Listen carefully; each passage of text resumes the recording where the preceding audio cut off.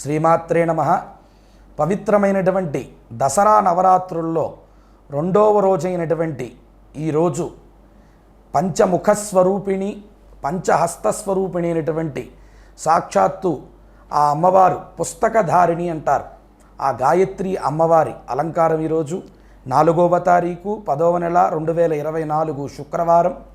ఈరోజు తిథి విధియ, నక్షత్రము చిత్తా నక్షత్రము. ఇందాక చెప్పినట్లుగా అలంకారం గాయత్రీదేవి. నవదుర్గలలో ద్వితీయం బ్రహ్మచారిణీ దేవి అలంకారం ఈరోజు. ఇప్పుడు గాయత్రీదేవి అమ్మవారి శ్లోకం చెప్పడం జరుగుతుంది.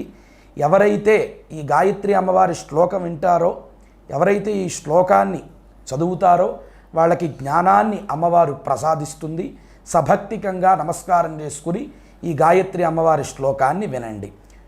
ఓం ముక్తా విద్రుమహేమనీలధవలఛాయైర్ముఖైస్త్రీక్షణైః యుక్తామిందునిబద్ధరత్నమకుటాం తత్వార్థవర్ణాత్మికాం గాయత్రీం వరదాభయాంకుశకశాః శుభ్రం కపాలం గదాం శంఖం చక్రమధారవిందయుగలం హస్తైర్వహంతీం భజే.